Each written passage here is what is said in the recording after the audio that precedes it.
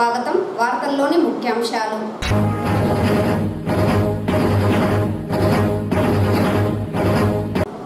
ఎన్నికల్లో పోలీసులు టీడీపీకి తొత్తులుగా వ్యవహరించడం బాధాకరం. మీడియా సమావేశంలో డిప్యూటీ సీఎం నారాయణస్వామి ఆగ్రహం.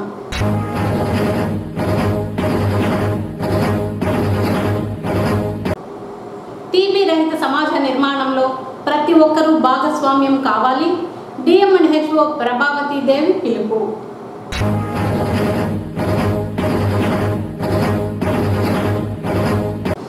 పోలింగ్ రోజున పెద్ద ఎత్తున ఓటర్లు తరలివచ్చి కూటమి ప్రభుత్వానికి మద్దతుగా నిలవడం హర్షణీయం. తెలుగుదేశం పార్టీ రాష్ట్ర అధికార ప్రతినిధి సురేంద్ర కుమార్. వార్తల్లోని వివరాలు. పోలీసులు టీడీపీకి తొత్తుగా వ్యవహరించారని డిప్యూటీ సీఎం కలత్తూరు నారాయణస్వామి ఆరోపించారు. గురువారం చిత్తూరు ప్రెస్ క్లబ్లో నారాయణస్వామి మీడియా ప్రతినిధులతో మాట్లాడారు. కుప్పంలో చంద్రబాబు నాయుడు ఓడిపోతారని నారాయణస్వామి జోస్యం చెప్పారు. సీఎం జగన్మోహన్ రెడ్డి అమలు చేసిన నవరత్నాలు వైసీపీని తిరిగి అధికారంలోనికి తీసుకువస్తాయని అన్నారు. గంగాధర్ నెల్లూరు ఎన్డీఏ అభ్యర్థి థామస్ చెన్నై నుంచి 300 మంది బౌన్సర్లను తీసుకొచ్చి దాడులు చేస్తున్న జిల్లా ఎస్పీ డిఎస్పీలకు చెప్పినా వారు పట్టించుకోలేదని ఆగ్రహం వ్యక్తం చేశారు. గతంలో ఎన్నడూ లేని విధంగా భయానక వాతావరణంలో ఎన్నికలు గంగాధర్ నెల్లూరు నియోజకవర్గంలో జరిగాయని, ఓటర్లను భయభ్రాంతులకు గురి చేసేందుకు టీడీపీ అభ్యర్థి థామస్ ప్రయత్నించారని ఆగ్రహం వ్యక్తం చేశారు. ఎవరెన్ని కుట్రలు చేసినా రానున్నది వైకాపా ప్రభుత్వమేనని ముఖ్యమంత్రి జగన్మోహన్ రెడ్డి చెప్పిన వైనాట్ 175కు ఓటర్లు కట్టుబడి స్వచ్ఛందంగా ఓటింగ్లో పాల్గొన్నారని అన్నారు. నేను అడిగినప్పుడంతా వాళ్ళు జవాబు పెట్టిన పుల్లూరు అని ఒక అర్జునవాడ ఎస్ఆర్ పుల్లూరు ఎప్పుడు తెలుగుదేశం గవర్నమెంట్ ఎప్పుడు కూడా తెలుగుదేశం నాయకులు మూకుమ్మడిగా దళిత వాళ్ళ పైన పడతారు కానీ వేరే గ్రామాలు టచ్ చేయవాళ్ళు. పుల్లూరులో 2 నెలల బిడ్డ ఆ ఇంట్లో చూస్తే 4 ఇళ్ళని ఎంత ధ్వంసం చేస్తారో చూసేసి నేను ఎస్పీ గారికి చెప్పిన, నువ్వు పోయి చూడబ్బా, నీకు మానవత్వం అనేది ఐపీఎస్ ఆఫీసర్లు మనుషులను పోయి చూడండి, దళితులు ఏమి జరుగుతుందో ఒక్క తీరు పోయి చూడండి, దయచేసి ఆ గ్రామాన్ని విజిట్ చేయండి సార్ అంటే, అవునా జరిగిందా, అరే పేపర్లో వచ్చింది టీవీలో వచ్చింది పోయి చూడు స్వామి అంటే, అట్నే సార్ నేను యాక్షన్ తీసుకుంటాను sir, I will look out it sir, I will look it it sir. ఏంది లుక్ ఇట్ ఇట్? ఆ లుక్ ఇట్ ఇట్ అంటే దానికి అర్థమే నాకు అర్థం కదా. ఇంకా ఏమి చూస్తున్నాడైనా, ఏమి యాక్షన్ తీసుకోవాలా? ఇప్పటి వరకు కూడా ఆ హరిజన వాడికి అడుగు పెట్టాం. 4 ఇండ్లు ధ్వంసం చేశారు. కనీసం ఆ విలేజ్ను చూసి మానవత్వం ఉంటే నిజంగా తప్పు ఎక్కడ ఉన్నది, ఎందుకు ఈ ఎస్సీల పైన పడినారు అనేది చూడకపోతే ఏం చేయాలా? కేవలం వాళ్ళు మొదటి నుంచి కూడా పుల్లూరు హరిజన్స్ అనేవాళ్ళు ఆ కాపులకి లొంగి, కాపులు అంటే మనకు తెలుసు ఇక్కడ బల్జ కమ్యూనిటీ, వాళ్ళు ఎప్పుడు కూడా వాళ్ళని వ్యతిరేకించిపోయిందిలా. జగన్మోహన్ రెడ్డి యొక్క పథకాలు చూసి, ఈ జగన్మోహన్ రెడ్డి యొక్క ఆలోచన విధానాన్ని, ఈ విద్యని వెంట చూసి వాళ్ళందరూ ఒకటి మా ఓట్లు మేము వేసుకుంటామని, వైఎస్ఆర్ పార్టీ వేసుకుంటామని వేసుకుంటే రాత్రుల్లో కంప్లీట్గా అది వైర్లు అంతా కట్ చేసి అంత ధ్వంసం చేస్తే ఇంతవరకు వాళ్ళని చూడలేదు. నేను ఎస్పీకి చెప్పిన, సార్ మెడ్రాస్ నుంచి 300 మందిని తీసుకుని వచ్చాడు సార్, బౌన్సర్స్ అంతా వచ్చి తిరుగుతూ ఉండదు సార్, ఆ ఫోటోలు కూడా పంపించినాం. ఆయన ప్రొటెక్షన్ కోసం ఎక్కడి నుంచైనా తెచ్చుకోవచ్చంటే నిజంగానే ఎస్పీగా పనిచేసేదానికి వచ్చాడా, కేవలం తెలుగుదేశానికి తొత్తయ్యి చంద్రబాబుకు లోబడి ఏమైనా పనిచేసేదానికి వచ్చాడా నాకు అర్థం కాల. ఈరోజు కుప్పంలో 100% 100% ఓడిపోతున్నాడు చంద్రబాబు నాయుడు. నేను కావాలంటే ఛాలెంజ్ చేస్తాను, ఎందుకంటే అతని నిజ స్వరూపం తెలుసుకున్నాడు, అతని యొక్క మనస్తత్వాన్ని తెలుసుకున్నాడు, అతని మానసిక స్థితిగతులను కూడా తెలుసుకున్నారు కుప్పం ప్రజలు. ఈ జగన్మోహన్ రెడ్డి వచ్చినాక నీళ్ళు ఇచ్చే కార్యక్రమాలు కానీ, నవరత్నాలు ఇచ్చే కార్యక్రమాలు కానీ, దానికి ఖచ్చితంగా ఓడిపోయే కార్యక్రమాలు ఖచ్చితంగా జరగబోతున్నాయి. మన జిల్లాలో ఈ 7 పార్లమెంట్లో 7 కూడా గెలిచే కార్యక్రమాలు జరగబోతున్నాయి. ఇది రాష్ట్ర వ్యాప్తంగా కూడా అట్నే ఉన్నది. డెఫినెట్గా ఈ మన జగన్మోహన్ రెడ్డి గారు ముఖ్యమంత్రి ప్రమాణ స్వీకారం కూడా చేయబోతున్నాడు.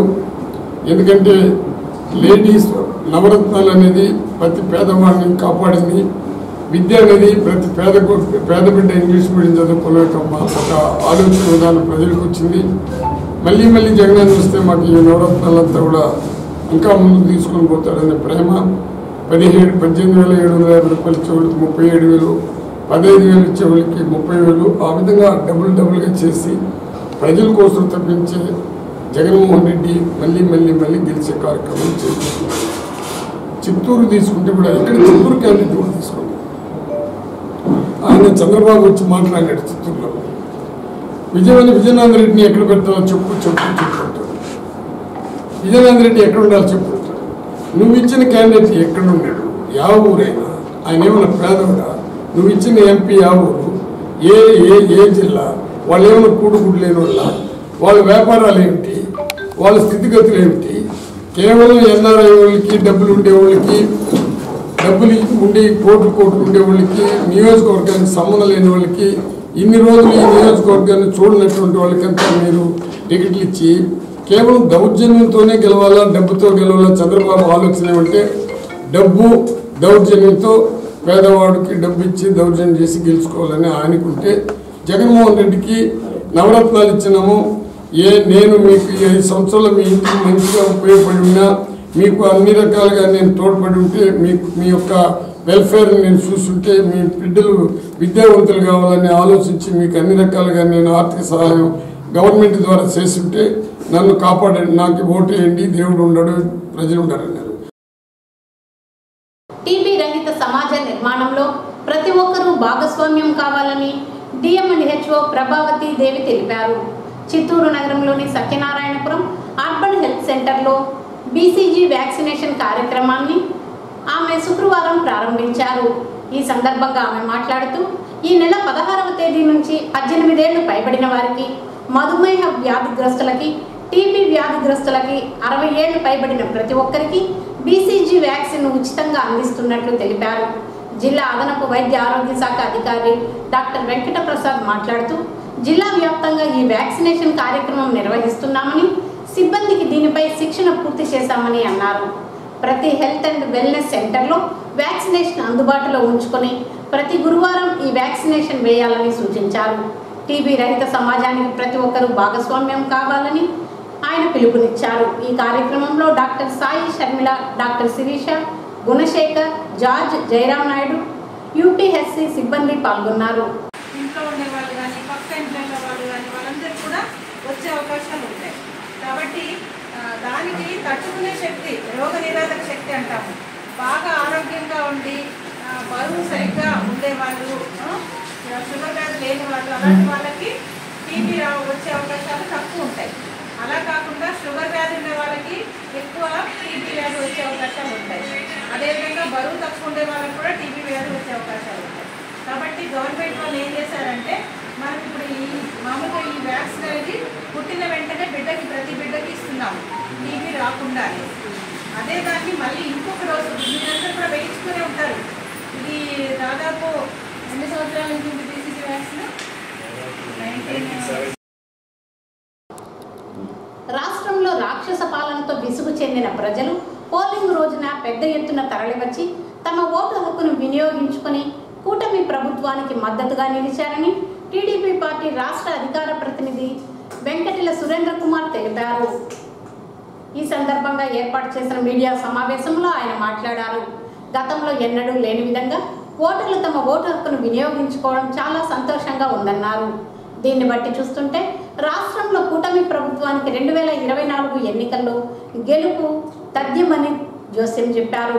కూటమి ప్రభుత్వం ఆధ్వర్యంలో చేపట్టిన సూపర్ 6 పథకాల పట్ల ప్రజలలో సానుకూల స్పందన రావడంతోనే ఓటర్లు ఓటింగ్లో పాల్గొన్నారని, అలాగే పేదలకు సంక్షేమ పథకాలు అందాలన్నా, పరిశ్రమలు రావాలన్నా, నిరుద్యోగ యువతకి ఉద్యోగ ఉపాధి అవకాశాలు కావాలన్నా అది ఒక్క చంద్రబాబు నాయుడుతోనే సాధ్యమని అన్నారు. కూటమి ప్రభుత్వంపై మొగ్గు చూపి అధిక శాతం ఓటింగ్లో పాల్గొనడం జరిగిందని తెలిపారు. ఎన్నికల ఓటింగ్ ప్రక్రియలో భాగంగా పలు చోట్ల వైసీపీ నేతలు విధ్వంసకాండకు తెరలేపారని, అలాగే ఓటింగ్ ముగిసిన తర్వాత కూడా పలు నియోజకవర్గాల్లో హింసాత్మక ఘటనలు చోటు చేసుకున్నాయని ఆగ్రహం వ్యక్తం చేశారు. ఇందుకు ప్రత్యక్ష ఉదాహరణగా నిలిచింది చంద్రగిరి నియోజకవర్గమని తెలిపారు. జూన్ 4న వైసీపీ ప్రభుత్వం ఇంటికి వెళ్లడం తథ్యమని తెలిపారు. ఈ కార్యక్రమంలో తెలుగుదేశం పార్టీ కార్యాలయ కార్యదర్శి మోహన్ రాజ్ పాల్గొన్నారు. అవకాశాలు ఉద్యోగాలు రావాలన్నా మళ్ళీ చంద్రబాబు నాయుడు గారు ముఖ్యమంత్రి అయితేనే ఈ రాష్ట్రంలో ఇవన్నీ జరుగుతాయి. సంక్షేమ పథకాలన్నీ కూడా ప్రజలకు అందుతాయి. అదేవిధంగా పెట్టుబడులు కూడా రాష్ట్రానికి వచ్చి ఇక్కడ రాష్ట్ర సంపద కూడా పెరుగుతున్న ఒక నమ్మకం ప్రజల్లో కలిగింది. దీనికి తోడుగా గౌరవ చంద్రబాబు నాయుడు గారు అదేవిధంగా పవన్ కళ్యాణ్ గారు విస్తృతంగా రాష్ట్రంలో పర్యటించి ప్రజల్లో చైతన్యం తీసుకొచ్చారు. ఇవన్నీ కలుపుకొని ఈరోజు ఇంత మంచి ఓటింగ్ శాతం పెరగడం జరిగింది. ఓటింగ్ సరళం చూస్తుంటే ప్రజాదరణ కూటమి వైపే ఉంది, స్పష్టమవుతుంది. తెలుగుదేశం, భారతీయ జనతా పార్టీ, జనసేన కూటమి విజయడంగా మోగించబోతుంది. జూన్ 4 ఎన్నికల్లో కౌంటింగ్ జరిగినప్పుడు మరి ఫలితాలన్నీ కూడా కూటమికి అనుకూలంగా రాబోతున్నాయి. మాకున్న సమాచారం ప్రకారం 120 సీట్ల పైగా తెలుగుదేశం, జనసేన, భారతీయ జనతా పార్టీ కూటమి గెలుచుకొని మళ్లీ ముఖ్యమంత్రిగా చంద్రబాబు నాయుడు గారు ప్రమాణ స్వీకారం చేయబోతున్నారు. దీంట్లో ఎలాంటి అనుమానం కూడా లేదు. ప్రజలు కూడా ఇదే కోరుకున్నారు. అదేవిధంగా ఈరోజు పోలింగ్ అయిన తర్వాత కానీ పోలింగ్ రోజున కూడా రాష్ట్రంలో జరిగినటువంటి హింసాత్మక ఘటనలు చూస్తే చాలా బాధేస్తుంది. ఈరోజు పోలింగ్ సందర్భంగా అనేక నియోజకవర్గాల్లో హింసాత్మక సంఘటనలు చోటు చేసుకున్నాయి. స్వయంగా ఎమ్మెల్యేలే కూడా ఓటర్లపై దాడి చేయడం, ఎమ్మెల్యే అభ్యర్థులు ఓటర్లపై దాడి చేయడం, కొన్ని నియోజకవర్గాలు అయితే విచ్చలవిడిగా మరి జనం వైకాపా గుండాలు మరి గుమ్మికొడి ప్రజలపైన ఓటర్లపైన దాడి చేయడం అనేది చాలా స్పష్టంగా మనం టీవీ ద్వారా ప్రచార మాధ్యమాల ద్వారా చూశాం. అదేవిధంగా ఓటింగ్ అయిన తర్వాత పోలింగ్ తర్వాత కూడా రాష్ట్రంలో హింసాత్మక సంఘటనలు పేటరేగిపోయాయి. ముఖ్యంగా మాచర్ల గాని అదేవిధంగా చంద్రగిరి గాని తాడిపత్రి నియోజకవర్గాల్లో అసలు అడ్డు అదుపు లేకుండా వైకాపా గుండాలు తెలుగుదేశం పార్టీ అభ్యర్థులపైన, నాయకులపైన, కార్యకర్తలపైన దాడులు చేసి అత్యాచారం కూడా చేయడం జరిగింది. మరి చంద్రగిరిలో అయితే సాక్షాత్తు తెలుగుదేశం పార్టీ అభ్యర్థి పులివర్తి నాయకుడి పైన అతను చంపాలని కుట్రతనే ముందస్తు ప్రణాళిక ప్రకారం ఒక్కసారిగా మూకుమ్మడిగా దాడి జరిగింది. అది కూడా స్ట్రాంగ్ రూమ్ సమీపంలో. ఇవన్నీ చూస్తున్నప్పుడు ఈ రాష్ట్రంలో పోలీస్ అధికారులు గాని అదేవిధంగా జిల్లా అధికార యంత్రాంగం కూడా కొన్ని జిల్లాలో, నియోజకవర్గాల్లో శాంతి భద్రత కాపాడటంలో, హింసాత్మక సంఘటనలను నివారించడంలో, అడ్డుకోవడంలో పూర్తిగా వైఫల్యం చెందారు. ఇవన్నీ కూడా పథక ప్రకారం చేసినట్టుగానే మనకు అనిపిస్తా ఉంది. ఎందుకంటే సమాచారం ఉన్నా కూడా, ముందస్తు సమాచారం ఉన్నా కూడా పటిష్టమైన చర్యలు తీసుకోకపోగా ఇంకా కూడా కొంతమంది అధికారులు మరి జగన్ కు ఒత్తాసు పలుకుతూ మరి ఈరోజు హింసాత్మక సంఘటనలు పాల్గొన్నారు. ఇవన్నీ చూస్తుంటే మళ్లీ రాష్ట్రంలో ఒక భయంకరమైన వాతావరణాన్ని సృష్టించి భయపెట్టాలని చెప్పి ఉద్దేశించి కార్యక్రమం చేశారు. దీన్నంతా మేము తీవ్రంగా ఖండిస్తున్నాం. వీళ్ళకొక అరాచకానికి ముగింపు తొందరగా పలుకుతారు. తప్పకుండా మరి జూన్ 4 తర్వాత ఈ రాష్ట్రంలో మళ్లీ ప్రజాప్రభుత్వం ఏర్పడుతుంది. తప్పకుండా ఈ అరాచకాలను కానీ ఈ మాఫియాలంతా కూడా ఉక్కుపాదంతో అంచివేస్తారని కూడా ఈరోజు ప్రజలు ఎదురు చూస్తున్నారు. ప్రజలు ఎదురు చూస్తున్నట్టుగా మంచి ప్రభుత్వం త్వరగా రాబోతుంది. ఓడిపోతామని నిరాశ నిస్పృహలతో టీడీపీ దాడులకు పాల్పడుతున్నట్టు పూతలపట్టు వైసీపీ అభ్యర్థి సునీల్ కుమార్ తెలిపారు.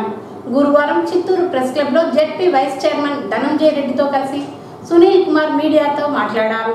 బంగారుపాళ్యం మండలం నలగాంపల్లె గ్రామంలో ఎప్పుడూ ప్రజాస్వామ్యబద్ధంగా పోలింగ్ జరగలేదన్నారు.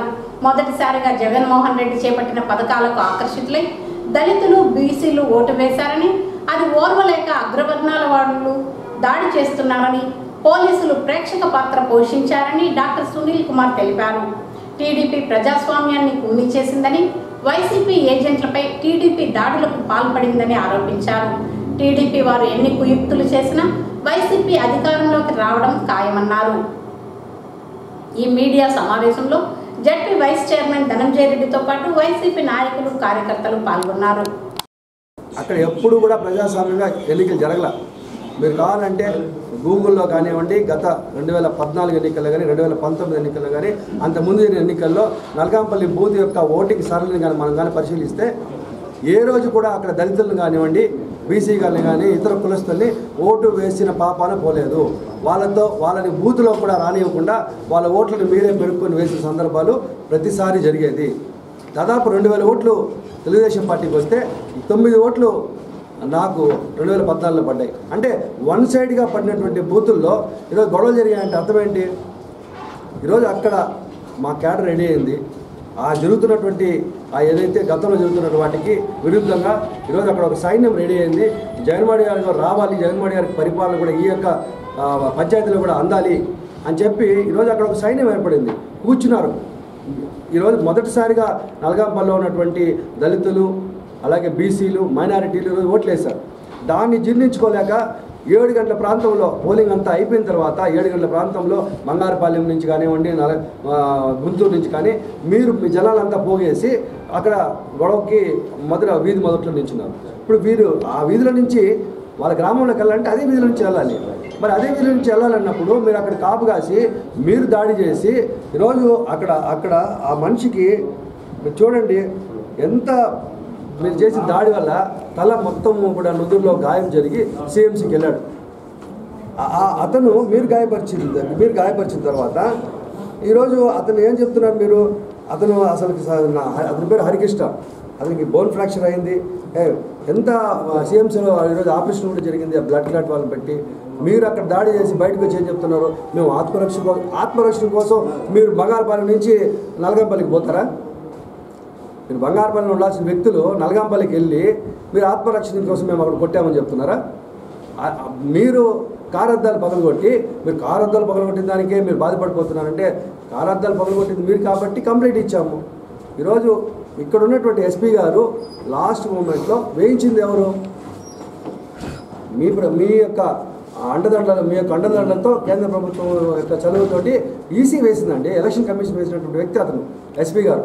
ఇంకా మేము చెప్పాలి, మాకు బలగాలు తక్కువ. నేను మాట్లాడిన ఆ రోజు ఎస్పీ గారితో, సార్ ఇలా 7 గంటల ప్రాంతంలో వాళ్ళందరూ 200 మంది వచ్చి గుంపు కాశారు, కొట్టే పరిస్థితులు ఉన్నాయి, దయచేసి అక్కడికి ఫోర్స్ని పంపించండి అని చెప్పాను. మీరు ఈ దారిని వెళ్ళిపోండి మీరు అలా అని చెప్పి అక్కడ వాళ్ళని పక్కకు పంపించే కార్యక్రమం చేశారు. కానీ బయట గ్రామాల నుంచి వచ్చిన వ్యక్తులకు మీకు ఇక్కడ ఏం పని అని చెప్పి వాళ్ళని తరిమి కొట్టకపోగా వాళ్ళు దాడులు చేస్తుంటే ప్రేక్షపాత వహించినటువంటి సిఐ బంగారుపాలెం సిఐ. మేము చెప్పాలి ఇంకా ఆ మాట, దెబ్బలు తిన్నవాళ్ళు మేము. ఈరోజు సాక్షాత్తు నేనే ముద్రపట్టులో పేట గ్రహారం బూత్కి వెళ్ళా. అక్కడ రవినాయుడు అనే వ్యక్తిని ఏజెంట్గా కూర్చోబెట్టాం. ఓట్ల లెక్కింపు కేంద్రాల వద్ద ఏర్పాటు పటిష్టంగా ఉండాలని జిల్లా జాయింట్ కలెక్టర్ మరియు 172 చిత్తూరు అసెంబ్లీ నియోజకవర్గం రిటర్నింగ్ అధికారి శ్రీనివాసులు పేర్కొన్నారు. గురువారం డిఆర్ఓ పుల్లయ్య, ఆర్డీఓ చిత్తూరు మరియు పూతలపట్టు అసెంబ్లీ నియోజకవర్గం రిటర్నింగ్ అధికారి చిన్నయ్యలతో కలిసి ఎస్వి సెట్ కళాశాల నందు ఓట్ల లెక్కింపు కేంద్రాల ఏర్పాట్లను పరిశీలించారు. ఈ సందర్భంగా ఆయన మాట్లాడుతూ చిత్తూరు జిల్లాలో ఒక పార్లమెంట్, 7 అసెంబ్లీ నియోజకవర్గాలకు ఈ నెల 13న జరిగిన ఎన్నికల ఓట్లు లెక్కింపు జూన్ 4న ఎస్వి సెట్ నందు లెక్కింపు కార్యక్రమం నిర్వహించడం జరుగుతుందని, ఓట్ల లెక్కింపు కేంద్రాలు మరియు కమాండింగ్ కంట్రోల్ రూమ్ కు సంబంధించి జరుగుతున్న ఏర్పాట్ల పనులను పరిశీలించి ఏర్పాట్లు చాలా పటిష్టంగా చేయాలని సంబంధిత అధికారులను ఆదేశించారు. ఓట్ల లెక్కింపు కేంద్రాల్లో టేబుళ్లు, సీసీ కెమెరాలు, అభ్యర్థులు, పార్టీ ఏజెంట్లు అవసరమైన సిట్టింగ్ ఏర్పాట్లను చూడాలన్నారు. కమాండింగ్ కంట్రోల్ రూమ్ నందు 7 నియోజకవర్గాలకు సంబంధించి 7 టీవీలతో పాటు సీసీ కెమెరాలు ఏర్పాటు చేయాలని సంబంధిత అధికారులకు సూచించారు. ఈ కార్యక్రమంలో communication management nodal officer Narasimhulu, S Murthy, సర్వేర్ సునీత తదితరులు పాల్గొన్నారు. కాణిపాకం శ్రీ వరసిద్ధి వినాయక స్వామి ఆలయానికి భక్తులు పోటెత్తారు. పాఠశాలలకు వరుస సెలవులు నేపథ్యంలో భక్తులు ఆలయాల సందర్శనకు తరలివస్తున్నారు. పోటీ పరీక్షలకు సిద్ధమయ్యే విద్యార్థులు దైవ సన్నిధిలో గడుపుతున్నారు. అలాగే ఎన్నికలు పూర్తయిన సందర్భంగా గత 2-3 రోజులుగా కాణిపాకం శ్రీ వరసిద్ధి వినాయక స్వామి ఆలయంలో క్యూ లైన్లన్నీ భక్తులతో క్రిక్కిరిసిపోయాయి.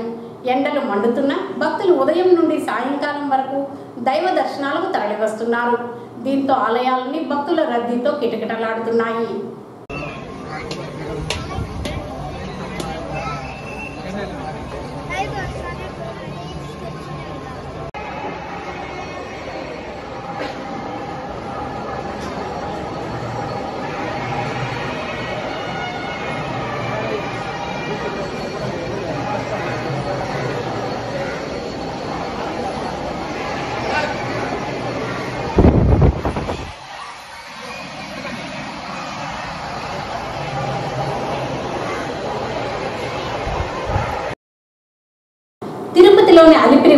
ఓ కారు మంటలకు ఆహుతైంది.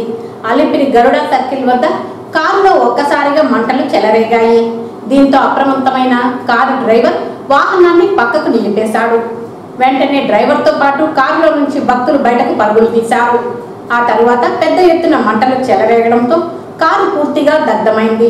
తిరుమల నుంచి తిరుపతికి తిరుగు ప్రయాణంలో ఈ ఘటన చోటు చేసుకుంది. షార్ట్ సర్క్యూట్ కారణంగానే కారులో మంటలు చెలరేగినట్లు తెలుస్తోంది. సమాచారం అందిన వెంటనే అగ్నిమాపక సిబ్బంది అక్కడకు చేరుకుని మంటలను అదుపులోకి తీసుకొచ్చారు. అయితే ఎలాంటి ప్రాణ నష్టం జరగకపోవడంతో అంతా ఊపిరి పీల్చుకున్నారు.